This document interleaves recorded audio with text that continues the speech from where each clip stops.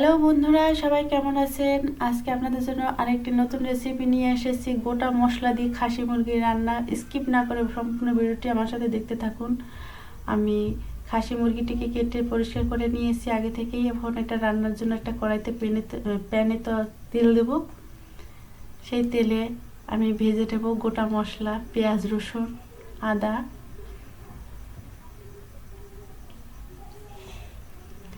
এটাকে আমি ভেজে নিব। আজকে একটি স্পেশাল রান্না, এটাকে কেউ স্কিপ না করে সম্পূর্ণটি দেখবেন আমার সাথে। আমি এটাকে শুধু ভেজে নেব বাদামি কালার করে।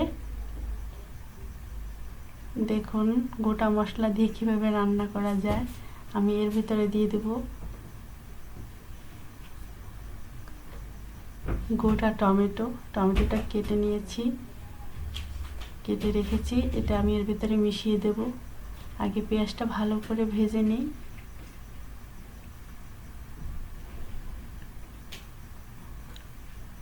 এর ভিতরে দিয়ে দেব এখন হলুদ এবং মরিচ। ঝাল ঝাল হবে, মরিচের গুঁড়ো পরিমাণটা একটু বেশি দিয়েছি।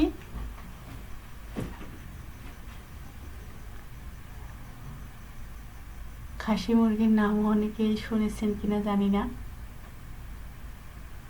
এটাকে আমি খাসি মুরগি বলি, এই জন্য আপনাদের কাছে বললাম খাসি মুরগির কথা।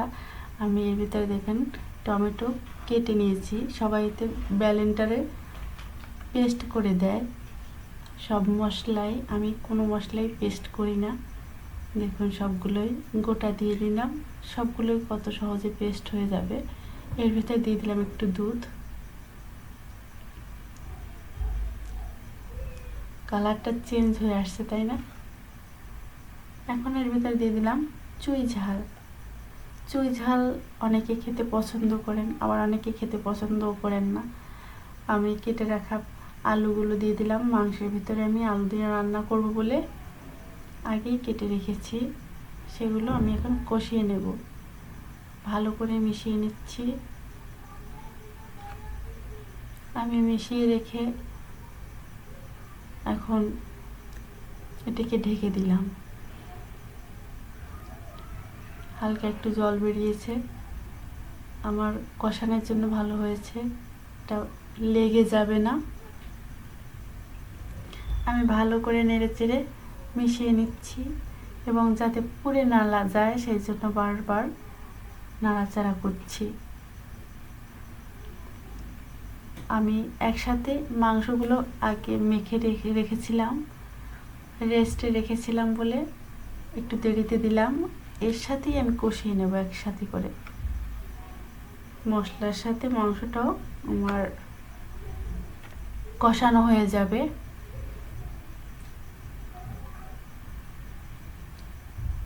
সবাই অনেকভাবে রান্না করে, আমি একটু সহজটাই খুঁজে নেই, সহজ হবে কিন্তু স্বাদ যেন না কমে যায় সেই দিক খেয়াল রেখেই রান্না করি।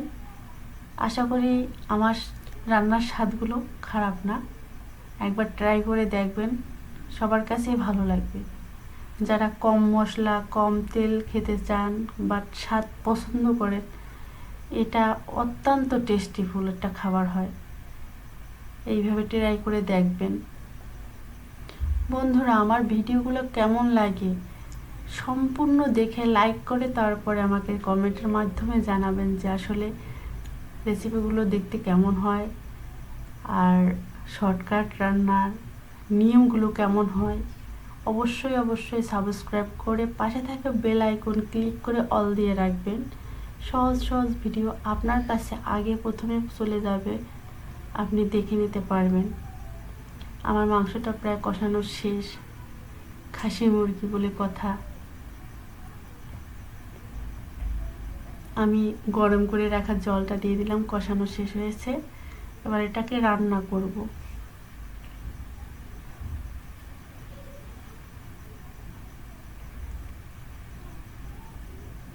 আমি জলটা দিয়ে দিয়েছি, এবার এটাকে মিশিয়ে নিচ্ছি।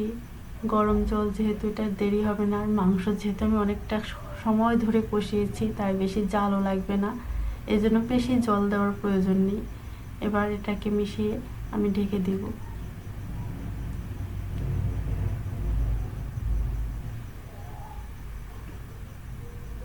ভাপে রাখলে তাড়াতাড়ি সেদ্ধ হয়ে আসবে।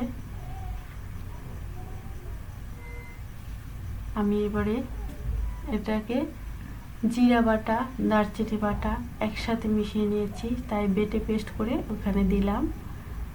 কোনো কিছুই পেস্ট করি না, জাস্ট আজকের জন্য এটা পেস্ট করে দিলাম। এবার আমি আগে থেকে পুড়িয়ে রাখা ফোড়নটাও দিয়ে দিলাম একই সাথে।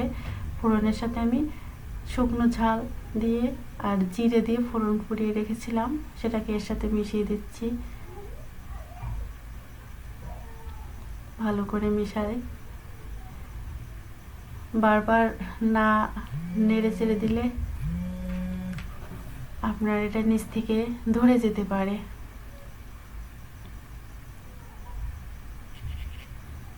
বন্ধুরা, আজকের মতো আমার ভিডিও এখানেই শেষ হয়ে যাচ্ছে। আমার রান্না শেষ হয়ে গেলে ভিডিও শেষ। আর আমাকে সাপোর্ট করলে আমি যেন তাড়াতাড়ি আবার নতুন ভিডিও নিয়ে আপনাদের মাঝে হাজির হতে পারি। ধন্যবাদ সবাই, ভালো থাকবেন, সুস্থ থাকবেন, আর এরকম রান্না করে গরম গরম পরিবেশন করবেন। দেখবেন অনেক সুস্বাদু খাবার, অল্প তেল এবং অল্প মশলার খাবার অত্যন্ত সুস্বাদু হয়, যেটা বেশি মশলাকেও হার মানাবে। ধন্যবাদ, ভালো থাকবেন সবাই।